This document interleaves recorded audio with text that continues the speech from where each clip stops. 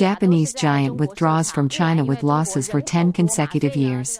Recent incidents involving Dutch journalists being denied access to cover protests in the neighboring Sichuan province underscore the ongoing challenges confronting foreign media in China.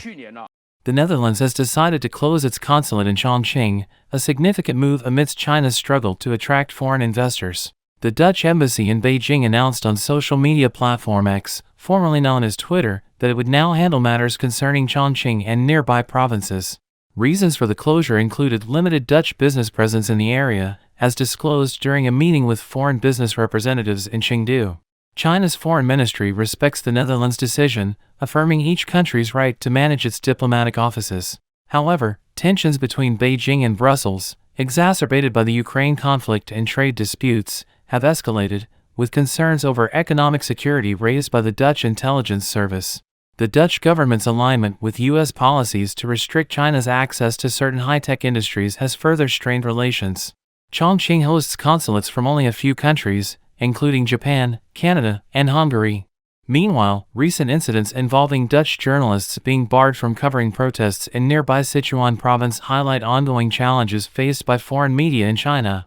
When questioned about the incidents, China's foreign ministry spokesperson emphasized the country's commitment to protecting the rights of foreign journalists. Publicly available data shows that since 2023, 10 globally renowned companies have withdrawn from China, including Japan's Canon, South Korea's Samsung, Japan's Sony, Toshiba, Nikon, U.S. Amazon, U.S. LinkedIn, U.S. Minutes Software Development Center, Japan's Astellas Pharma, etc.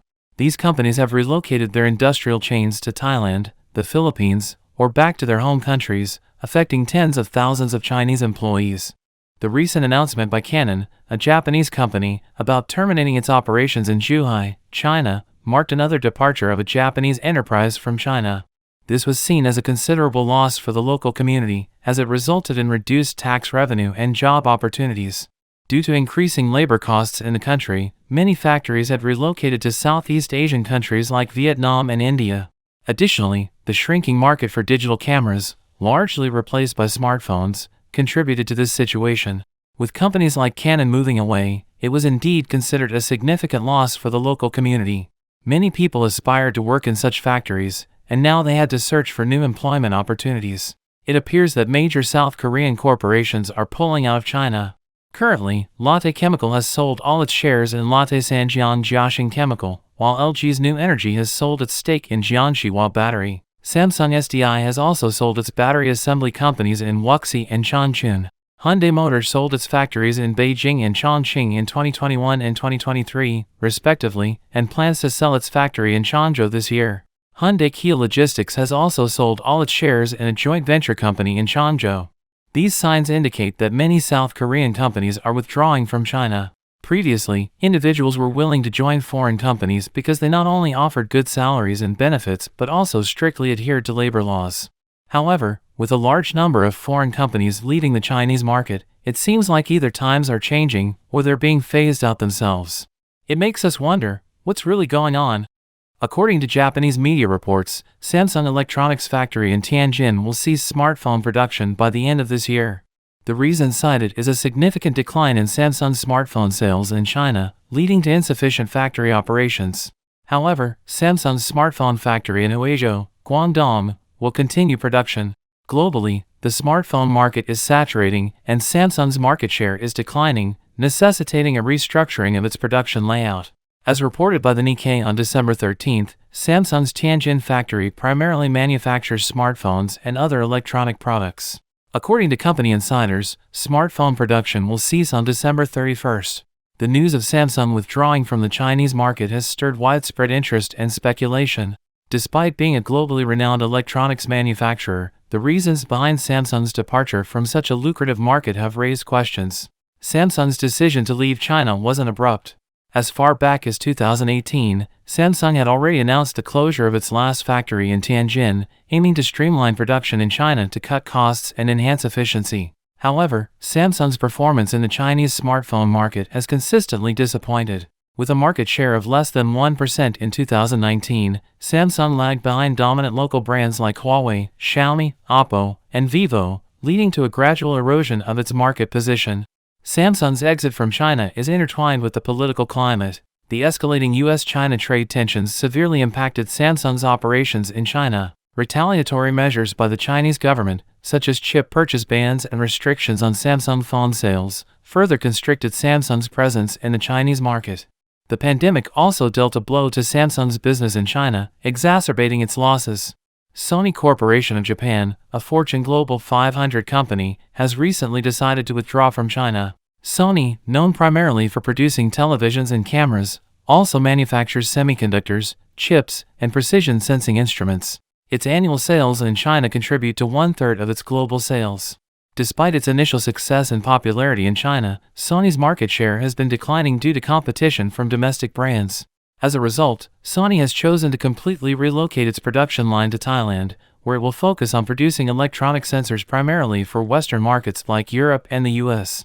Sony's presence in China dates back 27 years, initially focusing on after-sales service before expanding into research, development, production, and sales. While Sony once thrived in China and was ranked as one of the world's most beloved brands, its withdrawal indicates deeper reasons beyond market competition. With the ongoing decoupling between China and the US, especially in the semiconductor sector, Sony's operations in China would be severely impacted by potential supply cuts from the US. This situation leaves Sony with no choice but to withdraw from China in the long run. While China's market is significant for manufacturing and labor-intensive industries, some argue that foreign companies like Sony may view it as dispensable, especially considering the trend of continuous withdrawals and relocations to Southeast Asia. This trend, coupled with a decline in the number of Fortune Global 500 companies setting up research and development centers in China since 2018, raises concerns about the country's ability to retain foreign investment and its position in high-tech sectors. Despite China's claims as the world's second-largest economy and largest manufacturing country, its reliance on foreign companies for capacity and foreign trade achievements is evident. The departure of companies like Sony raises questions about China's ability to control its market and compete in high-tech areas independently. After over 40 years of development in China, Toshiba is withdrawing from the country, marking another Japanese giant's diminishing presence in China's business landscape. The decision comes as Toshiba struggles to maintain profitability amidst escalating production costs and diminishing labor advantages in China. The closure of all 33 factories in China by December 2021 reflects a shift of electrical operations to Vietnam and the relocation of research centers back to Japan. This move is attributed to both external and internal factors. Nikon and HP recently announced the closure of multiple legal entities in China, while Foxconn increased its investment in India. These events have been interpreted as signs of disappointment among foreign enterprises regarding the investment environment in China. Particularly perplexing is Nikon's decision to file for bankruptcy liquidation of its subsidiary in northeast China, considering its role in revitalizing the region's old industrial base. However, when interpreting these events, it's essential to maintain a rational and comprehensive perspective. In response to media inquiries, Hewlett-Packard stated that one of its entities in Shanghai has been in a dormant state for the past few years and has not engaged in any business activities or hired any employees. With approval from the headquarters, the deregistration process has been completed smoothly. This action should not affect the normal operations of Hewlett-Packard's other two companies in Shanghai. While deregistration is a regular business operation, withdrawal of investment is a different matter, signifying the company's decision to actively withdraw from the market. Will Hewlett-Packard leave China? Based on common sense, it seems unlikely. The company's main products, printers and computers, are produced using an outsourcing model similar to Apple's. The production bases in mainland China, located in Chongqing and Shanghai, mainly handle trade and marketing. If withdrawal happens, it will likely start with the outsourcing factories before affecting Shanghai companies. Therefore, the deregistration of Hewlett-Packard's Shanghai entity may not be the precursor to a larger storm. Despite concerns, recent years have seen rumors of Hewlett-Packard's commercial laptop manufacturer relocating to Mexico. This shift could be due to rising labor costs, trade protectionism, and the uncertainties caused by the COVID-19 pandemic, impacting China's manufacturing advantage. Nikon's subsidiary in northeast China has been operating at a loss for many years, with losses exacerbated during the pandemic, making bankruptcy liquidation a logical step. On the other hand, HP's closure of multiple sales companies is primarily the result of business adjustments. Foxconn's significant investment in India has attracted attention, as a global supply chain giant heavily reliant on manufacturing in China suddenly increases its investment in India, raising questions about whether it is divesting from the Chinese market. While specific reasons are unclear, large export-oriented enterprises like Foxconn are facing significant pressure. The looming shadow of the U.S.-China trade war and supply chain disruptions caused by the pandemic have led to a reevaluation of globalization, prompting enterprises to adjust and rebalance their global footprint. The announcement by the American e-commerce giant Amazon to withdraw from the Chinese market underscores the sheer magnitude and potential of China's economy. Amazon's decision to exit the Chinese market undoubtedly reflects a challenging reality.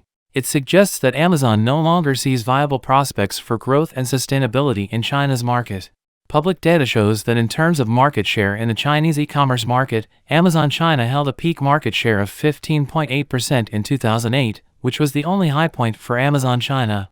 After that, its market share gradually decreased year by year, with figures from 2012 to 2018 as follows: 2.3%, 2.7%, 1.5%, 1.2%, 1.3%, 0.8%, 0.6%. When Amazon's e-commerce market share dropped to 0.6%, Tmall, JD.com, and Pinduoduo held market shares of 55%, 25.2%, and 5.7% respectively. The data clearly illustrates that Amazon China was being squeezed by the aggressive players in China's e-commerce landscape. The space for Amazon China's development was shrinking, while the tripartite dominance formed by Alibaba, JD.com, and Pinduoduo was becoming more stable. According to a message from LinkedIn's public account on May 9, 2023, the professional networking platform will cease its localized job search service, LinkedIn Workplace, in China by August 9, 2023.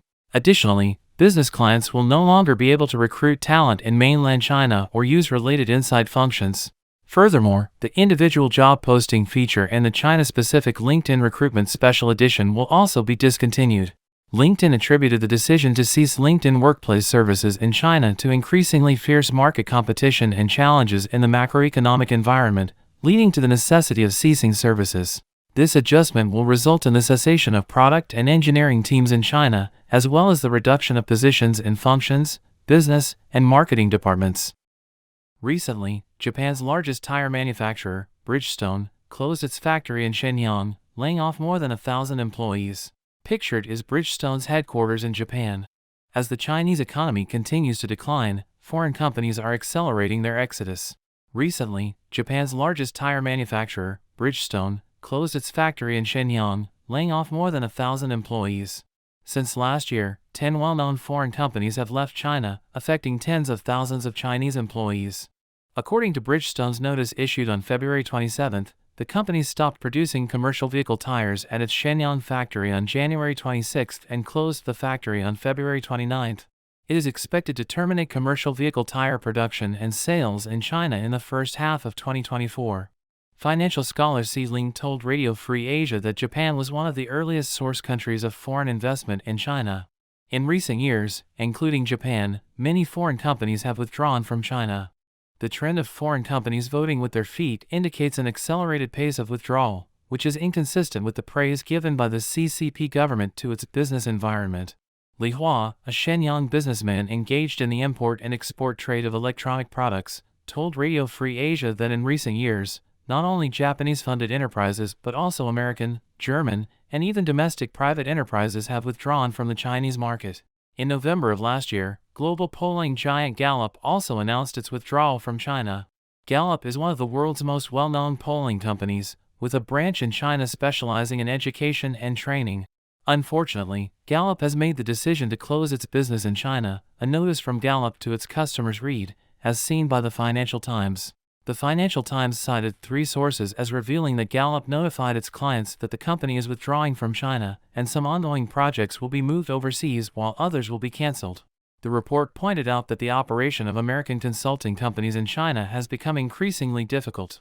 In addition to the economic downturn in China, the CCP's security agencies have also intensified their scrutiny and surveillance of consulting companies. American consulting firms Bain & Company, Mintz Group, and Capvision have all been raided and searched by CCP security personnel. The report said that as Gallup withdraws from China, Other multinational consulting firms are also scaling back their operations in China. Forrester Market Consulting, focusing on technology consulting, has laid off most of its Chinese employees. Gerson Lehrman Group in the United States began layoffs last summer.